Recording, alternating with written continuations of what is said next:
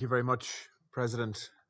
May I also thank our three guests today who have given very thought-provoking and emotive briefings to us today. I also want to commend India for its focus on the important issue of counter-terrorism throughout its Council's tenure and congratulate you on your successes. I want to start my contribution by expressing my deep sadness at the death of an Irish peacekeeper and injuries to three others in an incident in Lebanon yesterday. And I want to thank the Indian Presidency for the respect that they've shown by offering a minute's silence at the start of this meeting. These soldiers were serving proudly as part of the 121st Infantry Battalion in UNIFIL. The incident and loss of life is a stark reminder that our peacekeepers serve in dangerous circumstances. They put themselves in harm's way. All times, though, in the cause of peace. They operate under mandates that we decide here in this chamber to ensure that they can do the work they need to do, but also to ensure that they operate as safely as possible in terms of our obligation to manage risk. I want to offer my deepest condolences to the family and loved ones of the young soldier who died, and also to the loved ones of all peacekeepers who have died in the course of their duty, too many this year. President, when I first addressed this Council after Ireland joined almost 2 years ago, I stated clearly that terrorism remains one of the gravest threats to international peace and security. Over the past 2 years, we have witnessed that threat evolve and unfortunately spread in the Sahel, in Afghanistan with the sheltering of Al-Qaeda and other terrorist groups under Taliban rule, in Iraq and Syria with a continuing threat. As Ireland prepares to leave the Council, I welcome the opportunity to reflect on how our counter-terrorism efforts can be more impactful.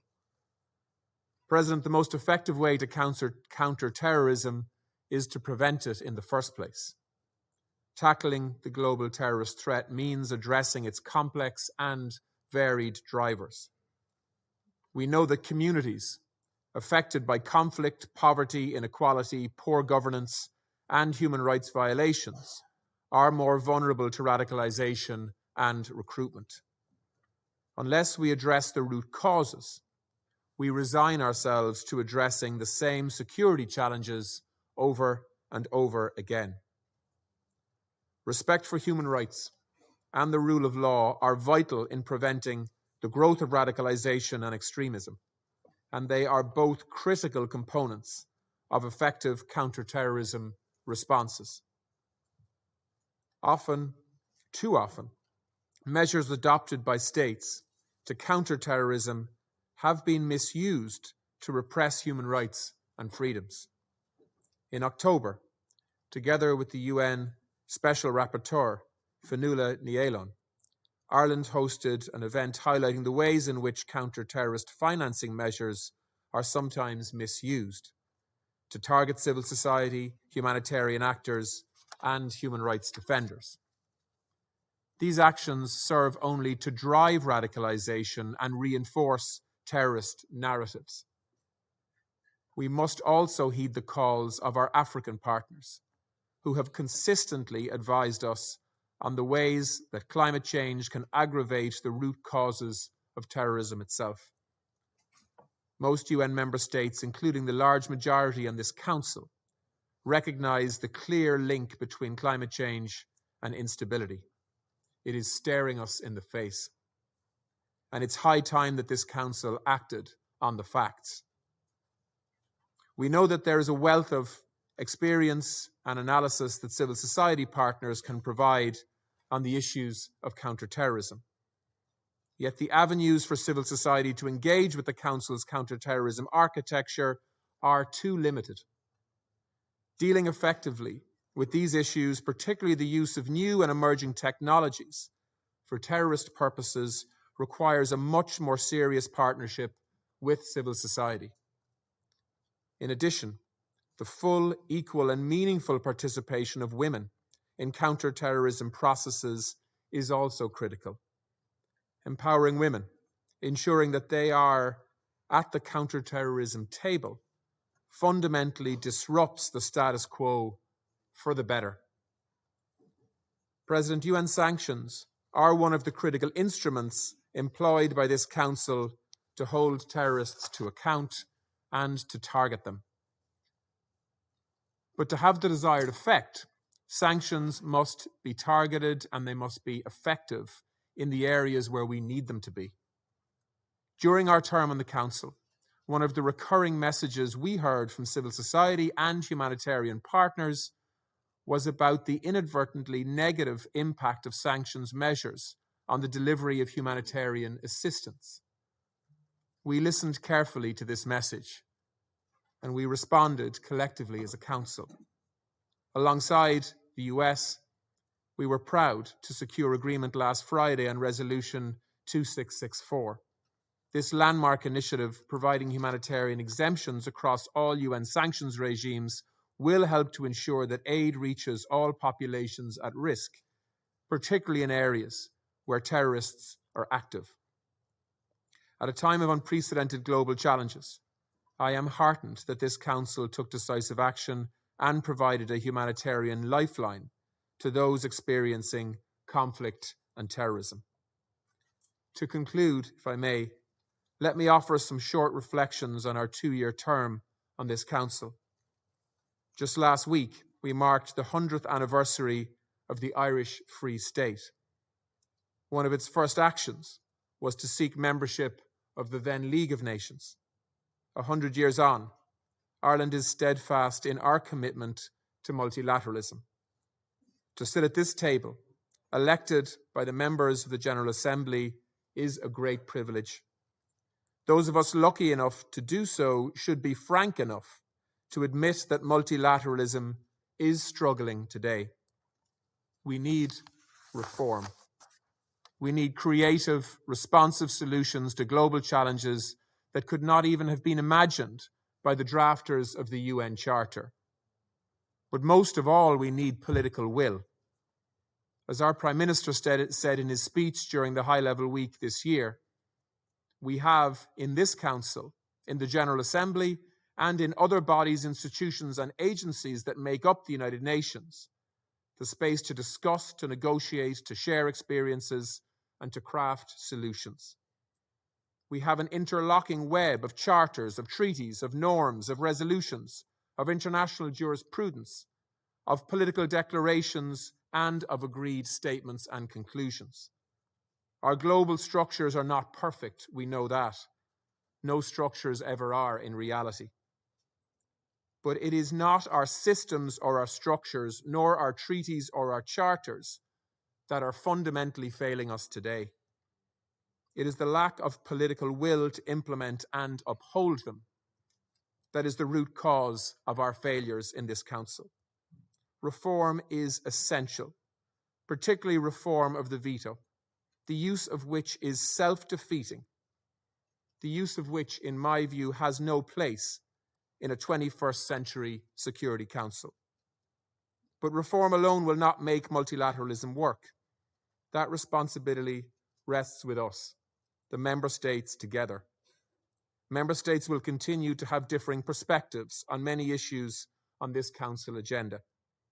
But they must, we must, you must, find a way to work in genuine partnership and good faith so that the Council can act with the ambition and determination that is so urgently required. Too often, we see narrow self-interest taking precedence. We see Council members blocking crucial decisions to protect themselves and/or their allies. President, Council members, whether permanent or elected, have reached this table in different ways. But once we are here in this chamber, surely we have a shared responsibility to defend international peace and security, and the hundreds of millions of vulnerable people who rely on us to do that. We must do better to live up to that responsibility. Thank you, President. Her Excellency, Ms. Victoria Nuland, Undersecretary for Political Affairs of the United States of America. Thank you, Chairman. First, Minister Coveney, our hearts are with you, the Irish people, the family of your fallen peacekeeper, and with those who are recovering from the vicious attack in Lebanon. Further evidence of the risks that all of our peacekeepers take in support of the missions of this body. I also want to thank Dr. Jaishankar, Permanent Representative Cambodge, and India for this vital session, for your presidency of the Council this month, and for your active engagement and leadership as chair of the Counterterrorism Committee this year. The U.S. Counterterrorism Coordinator was just in New Delhi this week, working on ways to deepen our own partnership further, including against new and emerging threats. I also want to thank our UN briefers, especially Mrs. Anjali, for reminding us that the numbers on terrorism don't show the true story of the pain and the human toll. Mrs. Anjali's story is painful not because it is unique, but because it is not. Last year, the world faced more than 8,000 terrorist incidents across 65 countries, killing more than 23,000 people. Stories like Mrs. Anjali's of families and communities left shattered, stories of unbelievable horror and desperation, but also of heroism like hers. Other recent attacks around the world, the bombing of a police station in Indonesia, the coup attempt in Germany, and hateful incidents here in our own country remind us that no country is safe from this threat, and it cannot be defeated by any of us alone or by any regional bloc. We must all work together. It's incumbent upon us to tackle these issues jointly, from the under and ungoverned spaces susceptible to terrorist control, to the desperate conditions that are conducive to recruitment, to the sources of illicit finance, and to the perverse ideologies spreading online and across borders. The UN now estimates that racially or ethnically motivated violent extremism, what we call REMV, has increased over 320% in recent years, with worrying new transatlantic links among groups. This ideology, rooted in hate, xenophobia, racism, anti-Semitism, and all forms of bigotry, has found common cause online, with new members being recruited through various social media platforms, and fake and manipulated photos quickly spreading misinformation and hate. It's therefore critical that we build on our shared capabilities in order to better detect, degrade, and respond to these new threats.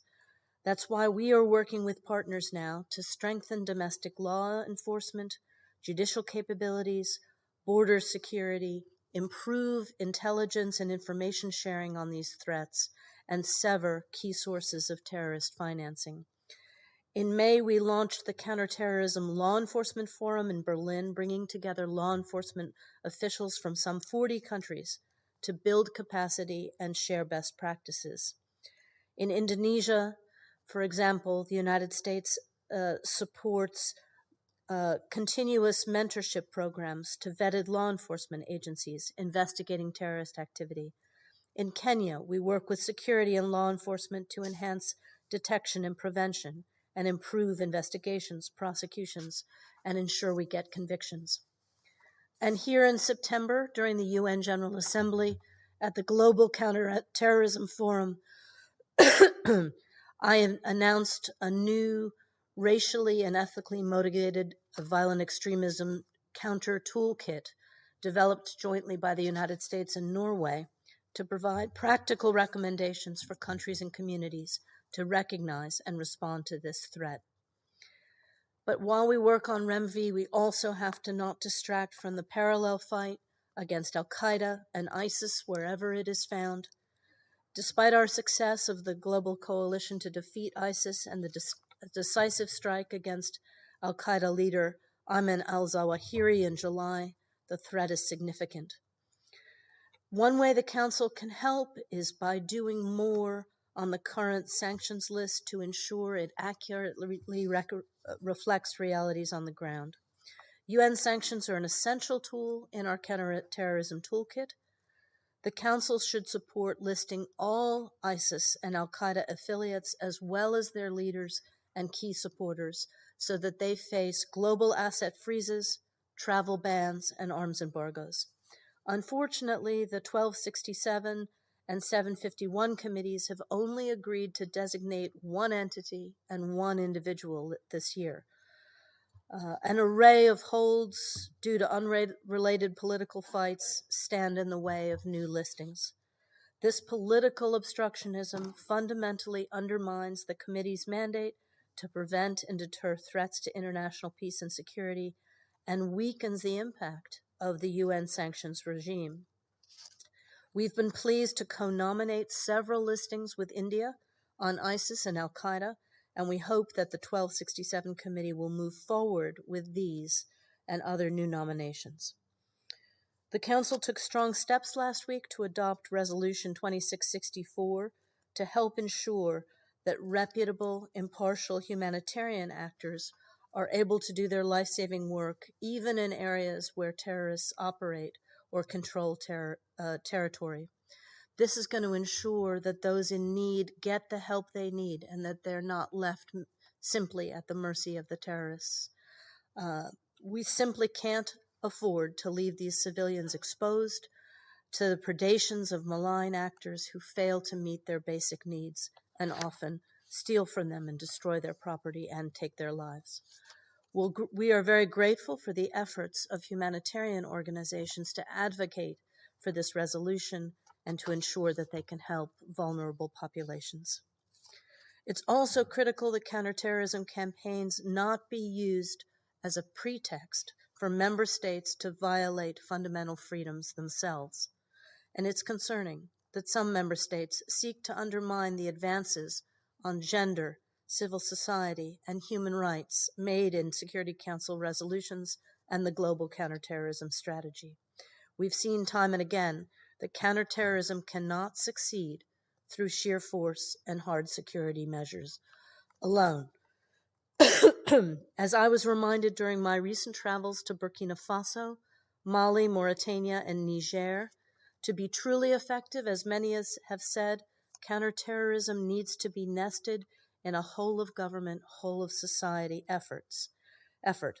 We have to nurture good governance, respect for human rights, access to education, healthcare, and economic opportunity.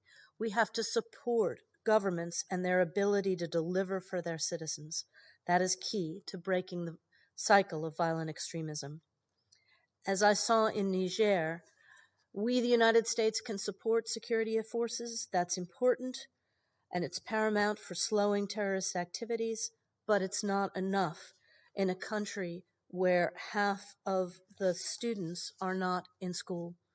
As Nigerian President Bazoum himself says, this kind of lack of education is a driver of the next generation of insecurity and terrorism. We must ensure that women and girls have safe access to education, to healthcare, and to economic opportunity, and that their communities and their countries are more stable and more prosperous.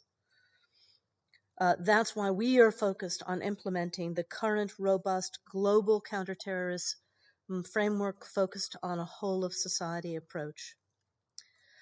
I also have to register the United States' deep concern over the untenable situation in northeast Syria, in the detention centers where the single largest group of terrorists anywhere in the world currently resides, and also the Al-Hol displaced persons camp with over 50,000 associated women and children.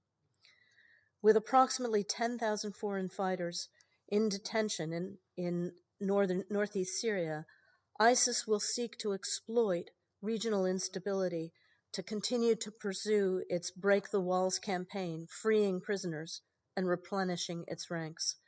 That's why we are working with all of you to spearhead an urgent effort to improve security coordination and encourage countries to repatriate, rehabilitate, reintegrate, and where appropriate, prosecute their nationals who participate in violent extremism. As part of this approach, our Department of Defense is working to construct a new all-purpose detention facility in neighboring Rumeilon that'll be managed by the Syrian Democratic Forces to securely and more humanely accommodate detainees. Finally, I would want to just note that I came from Washington yesterday evening, where we are hosting 49 African heads of state gathered for a U.S. African Leaders Summit. Over the past few days, we've engaged in meaningful efforts to advance shared peace and security, spur economic growth, revitalize democracy, improve health infrastructure, and overcome global food and energy insecurity, and tackle the climate crisis, priorities that everyone around this table shares.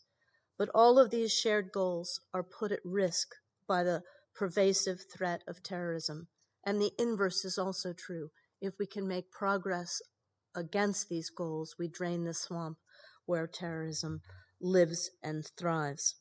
So as we look collectively to overcome the cumulative destabilizing impact of COVID, climate shocks, armed conflict, including Russia's brutal war on Ukraine, we cannot afford to fail here. Next year, the General Assembly will review the global counterterrorism strategy, and we urge the international community to unite to address the scourge of terrorism, because, as Mrs.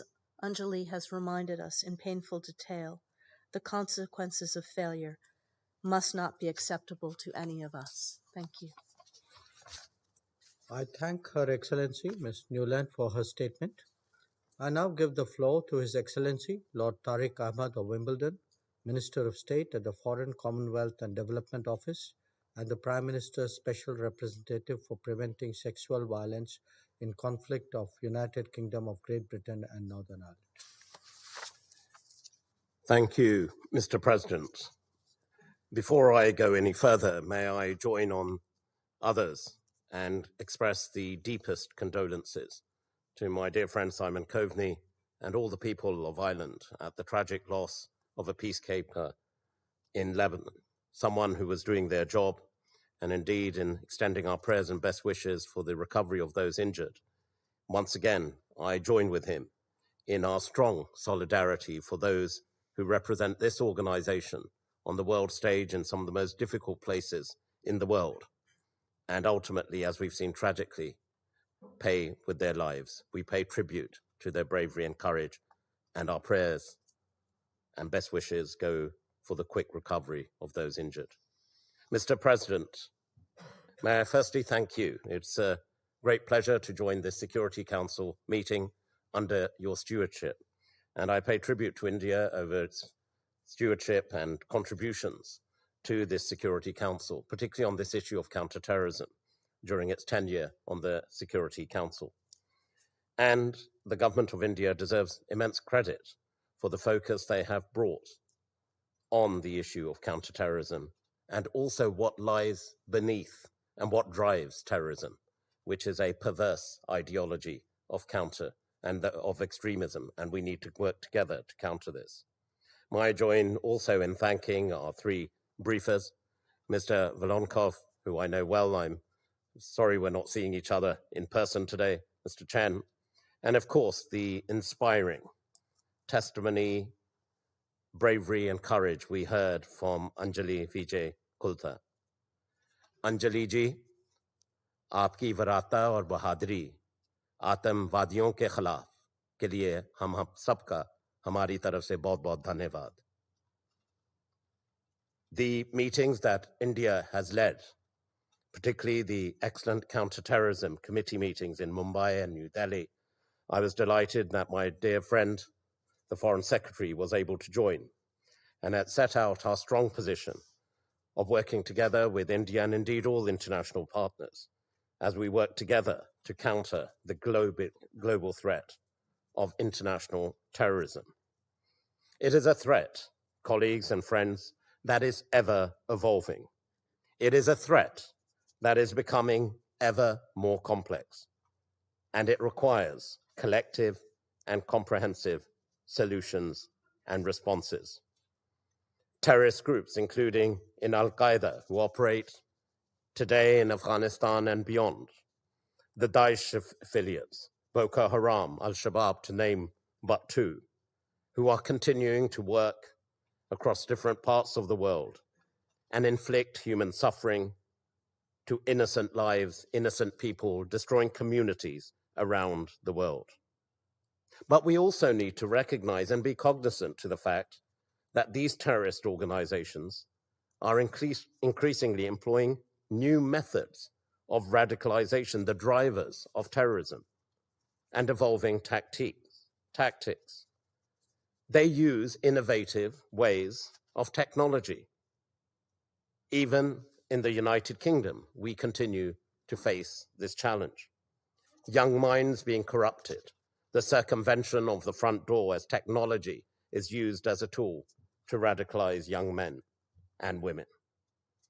And these evolving tactics require a response from ourselves as well to ensure that we counter this abhorrent ideology.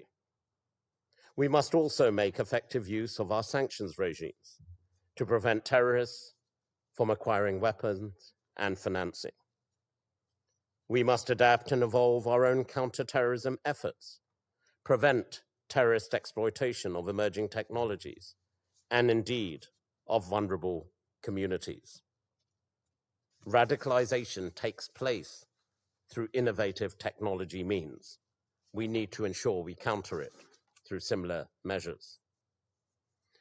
And as we tackle terrorism, we must be vigilant and uphold three important principles. Firstly, we urge all colleagues, friends, member states to address the real drivers of terrorism and violent extremism using a whole of society approach. We must work with communities, with faith leaders to address and eradicate the perverse ideologies which are used to drive these abhorrent crimes of terrorism.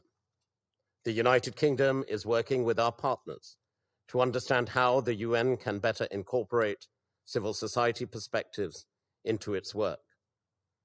Secondly, our policy and programming should understand and address the gender dynamics of terrorism. We know that terrorists and violent extremists are perpetrators of sexual violence. 2 weeks ago, I had the honor to host on behalf of the United Kingdom an international conference on preventing sexual violence in conflict and to strengthen our collective global response. I was honored to host, amongst others, Nobel Peace Laureate Nadia Murad and many other survivors of sexual violence who spoke about the need for governments to do more to end these atrocities. And there is also an important solution. In hearing Anjali Ji today and her bravery and courage, we need to ensure those who survive, those who experience the scourge of terrorism, that we work with them hand in glove to ensure they inform our policies and what we can also do in working together to eradicate extremist ideology. We also, and I join with the Foreign Minister of Ireland, to call upon why is it in 2022 we are having this conversation of involving more women. It seems almost illogical that women today have to be subject to debates of conversation so they're involved in the main table, not in some side room to find solutions. We need to address this and address this now. We need to ensure member states everywhere involve women and take the lead in ensuring that they are very much pivotal to developing strategies to prevent and counter violent extremism and terrorism. Those strategies must address activity that specifically target women, indeed as potential perpetrators, victims, and influencers in their communities. And thirdly, I just wanted to touch on the importance of human rights in our responses. As the Security Council, we have an obligation under international law to protect and promote human rights. Therefore, states must act within the bounds of such law when countering terrorism. Otherwise, we undermine the very rights and freedoms that the UN was established to promote. To conclude, Mr. President, This Council has a vital and important role in tackling the scourge of terrorism, which tragically continues to destroy innocent lives around the world today. And to those lives lost as we remembered them at the start of this meeting, we owe it to act together and act now. Thank you, Mr. President. I thank